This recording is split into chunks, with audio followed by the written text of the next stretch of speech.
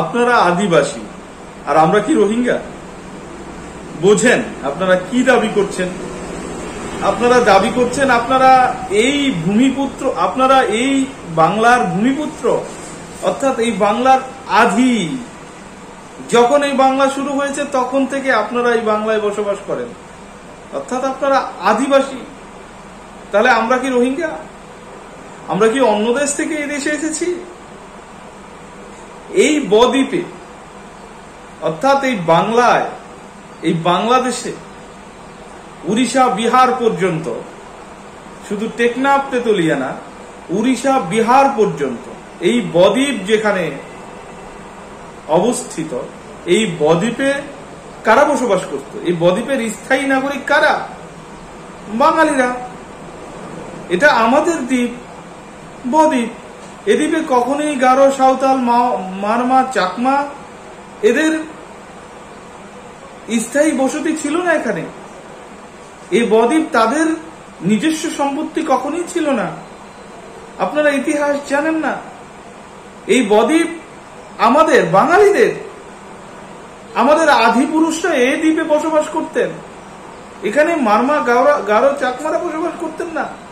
তাহলে যদি আদিবাসী বলতে হয় তাহলে বাঙালিদেরকে বলতে হবে এই বদ্বীপের আদিবাসী।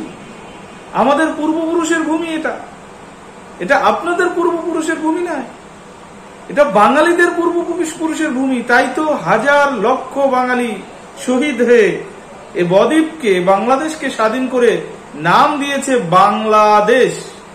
এটা বাঙালিদের ভূমি, বাঙালিদের ভূমি। অবশ্যই এখন আমরা একটা সম্প্রীতি চাই, শান্তি চাই, যার কারণে আমরা বলি যে এই ভূমিতে যারা বসবাস করে, এই স্বাধীন রাষ্ট্রে যারা বসবাস করে, তারা সবাই বাংলাদেশী। হতে পারেন আপনার ভাষা সংস্কৃতি অন্য, আপনি হতে পারেন 200, 400, 500 বছর যাবত অন্য দেশ থেকে এসেছেন। আপনি বলতেছেন যে এই দ্বীপে আপনি বাঙালি নন, কারণ আপনার খাদ্যাভ্যাস অন্য, আপনার সংস্কৃতি অন্য, আপনার পোশাক আশাক অন্য। তাহলে আপনি চিন্তা করুন কার সাথে আপনার পোশাক আশাক মিলে। অবশ্যই চায় না, অবশ্যই মারমা এবং কম্বোডিয়া, অন্য কোন দেশের মানুষের সাথে। তাহলে চিন্তা করুন আপনাদের পূর্বপুরুষ কোথায়, আপনাদের পূর্বপুরুষের স্থান, বসতি স্থান কোথায়? চিন্তা করুন।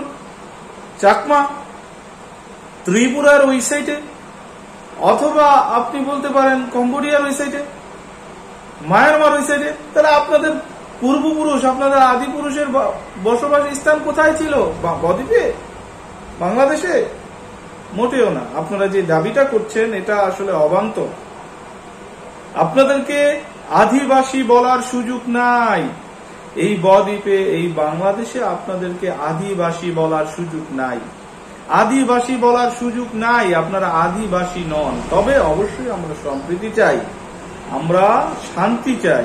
তাই আপনাদেরকে আমরা উপজাতি অবশ্যই বলবো, এবং আপনারা যদি বলেন যে আমাদের উপজাতি বলা যাবে না, তাহলে অবশ্যই আমরা আপনাদেরকে বাংলাদেশি বলবো, কারণ আপনারা বাংলাদেশে জন্মসূত্রে বাঙালি। বাংলাদেশে আপনাদের যতটুকু অধিকার আছে, আমরা বলতে চাই আপনাদের যতটুকু অধিকার আছে আমাদেরও ততটুকু অধিকার আছে, বা আমাদের যতটুকু অধিকার আছে আপনাদেরও ততটুকু অধিকার আছে। এই দেশটা আপনার এবং আমার, এ দেশটা আপনার এবং আমার।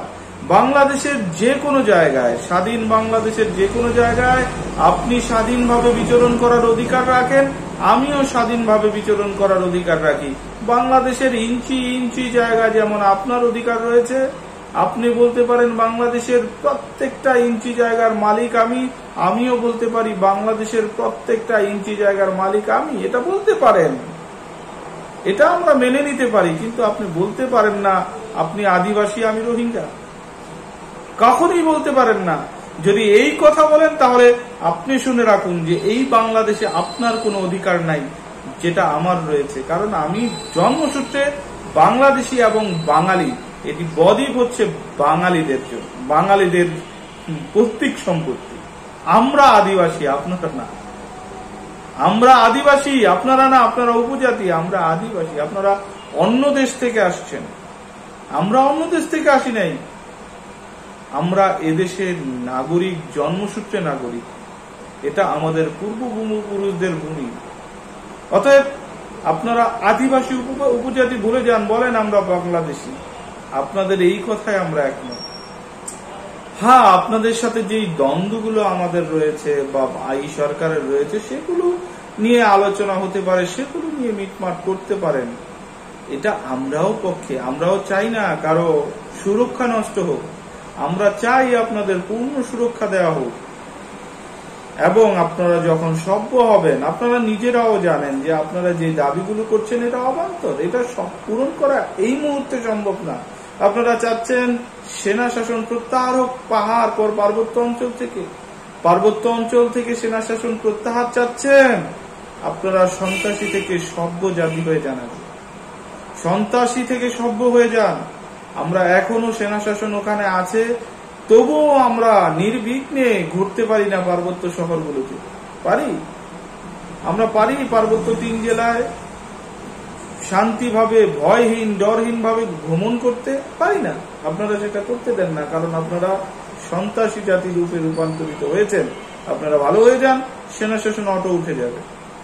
মনে রাখতে হবে যে পাহাড় আপনাদের বাপ দাদার ক্রয়কৃত নিজস্ব সম্পত্তি না, এটা সবার সম্পত্তি।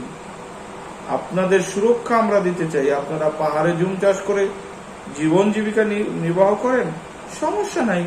আপনারা পাহাড় আপনাদের নামে লিখে নিতে চান, সমস্যা নাই। আপনারা যতটা সুরক্ষা পাওয়ার যোগ্য, যতটা সুরক্ষা পাওয়ার অধিকার রাখেন, অবশ্যই আপনাদেরকে দেওয়া হবে। এটা নিয়ে আলোচনা হতে পারে, কারণ আপনারা বাংলাদেশের নাগরিক। আমরা তো আপনাদেরকে সমুদ্রে নিক্ষেপ করতে চাই না। আমিও এই বাংলাদেশে যতটা সুযোগ সুবিধা পাই, অবশ্যই আপনার পাওয়ার অধিকার আছে, আপনি পেতে পারেন।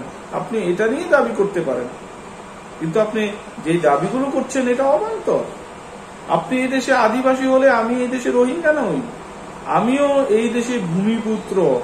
এটা আমাদের পূর্বপুরুষদের জন্মস্থান, এটা আমাদের পূর্বপুরুষদের ভূমি।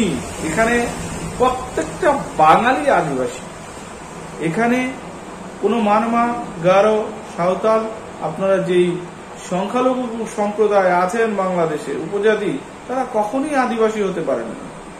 এটা আমাদের ভূমি, আমার পূর্বপুরুষের ভূমি, অর্থাৎ আমরা আদিবাসী, আপনারা নন। যদি ওই দাবি আপনারা করেন, আর ওই দাবি যদি না করেন, তাহলে আমরা সকলেই বাংলাদেশী। এখানে আপনার যতটুকু অধিকার, আমার যতটুকু অধিকার, আপনার ততটুকু অধিকার। তো আপনাদের ভুল ভাঙুক, আপনারা ভুলের মধ্যে আছেন, আশা করি আপনাদের ভুল ভাঙবে। ভালো থাকুন, সুস্থ থাকুন, এবং সকলে বলুন আমরা সকলেই বাংলাদেশী, আমরা কেউ আদিবাসী নই।